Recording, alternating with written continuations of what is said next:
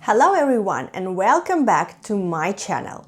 Today I want to share something I wish someone had told me years ago, before I started learning languages. I speak 5 languages today, but my journey wasn't perfect. I made mistakes, I wasted time, I believed in myths, and if I could go back and talk to my younger self, there are the things I would say to myself. So first one, there are no movies or TV shows for your level. This might be controversial, but I wish I knew this earlier. I often see recommendations like watch Friends series if you're A1, watch this series if you're B1, watch that movie if you are B2, but there's the truth. Movies and TV shows created for native speakers. Not language learners. Native speakers don't adjust their speech for us. They speak naturally. They use slang, they interrupt each other, they mumble, they speak fast. That's real life. So instead of asking, what series should I watch for my level? Ask yourself, what series am I excited to watch? Because motivation matters more than level. Choose something you genuinely enjoy watching. Use subtitles if necessary. Pause and rewind. But don't wait until you're ready. You'll never feel completely ready for watching films or TV series. The second thing is you can't go from A2 to C1 in 3 months. It's just impossible. I know this isn't what people want to hear.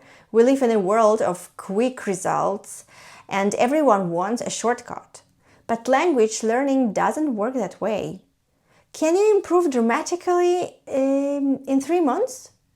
Absolutely. Can you build strong habits? Yes. Can you become more confident, more fluent? Of course. But reaching an advanced level takes time. It takes exposure, practice, mistakes, conversations. It takes reading, listening. It takes writing. And most importantly, it takes consistency.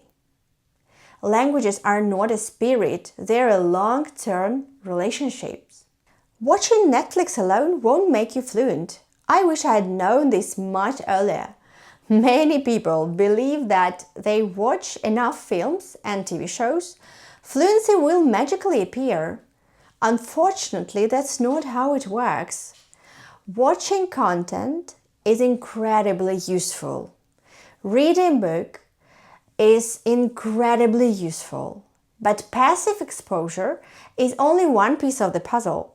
You also need active practice. You need to speak as much as possible. You need to write, you need to review vocabulary, you need to notice patterns, you need to use what you've learned in real conversations. Think about it in this way. You can watch cooking shows every day. That doesn't automatically make you a chef. At some point, you need to enter the kitchen and actually cook. The same applies to languages. At some point, you need to use them on an everyday basis. Vocabulary lists are not enough. For years, I thought learning a language meant memorizing hundreds of words. I had notebooks full of vocabulary, but I couldn't always use those words in real conversation. Actually, I never used it. Why? Because words without context are difficult to remember, and it's literally impossible to remember all of them. Now I focus on phrases, collocations, real examples, and entire sentences. Instead of learning one word, I learn how people actually use it in the real sentences, in the real conversation. That's much closer to real communication. Next thing is perfection is slowing you down. One of the biggest lessons I've learned is that perfection is the enemy of progress. Many students don't speak because they're afraid of making mistakes, and I was the same. They wait until their grammar is perfect, until their pronunciation is perfect, until they know enough vocabulary, but it's never perfect, it's never enough. And perfection never comes first. Confidence comes from practice, not the other way around.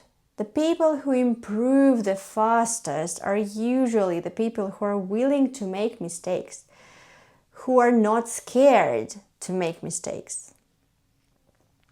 Reading books is more powerful than you think.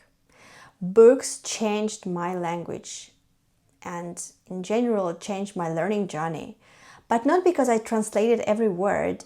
When I read, I highlight useful phrases, I use sticky notes, I wrote down interesting expressions, I summarize chapters, so you can watch my previous video about it, dive deeper in this topic. But reading teaches you vocabulary, grammar, writing style, and natural sentence structure, all at the same time. It's one of the most effective tools available, believe me. And one more thing, your teacher matters more than you think. This might sound biased because I'm a teacher, but hear me out. When we choose a teacher online, we often focus on certificates and qualifications. Those things are very important. But there is something else. Students copy their teachers. They copy pronunciation, they copy intonation, they copy speaking habits, confidence, accent. And that's why it's important not only to learn from a teacher, but also to listen to them. Language learning is partly imitation, and the people you listen to influence the way you speak. Don't forget about this. And consistency. Consistency beats motivation. This is probably the biggest lesson of all. Motivation comes and goes. Some days you'll feel excited, some days you won't. The students who succeed are not necessarily the most talented. They're the most consistent. 10 minutes every day is better than 3 hours once a month. And small actions repeated over time create incredible results, believe me. If I could go back and start learning languages again, I wouldn't look for shortcuts. I wouldn't chase perfect methods. I wouldn't wait until I felt ready, or I just would focus on consistency, on enjoying the process, on using the language every day, because language learning isn't about becoming perfect, and it's never enough, it's never perfect. It's about building a new way to communicate with the world. And trust me, it's worth it. Now I'd love to hear from you. What's one thing you wish you had known before learning language? Let me know in the comments. And if you enjoyed this video, don't forget to subscribe, to like it, and I see you in the next one. Bye-bye.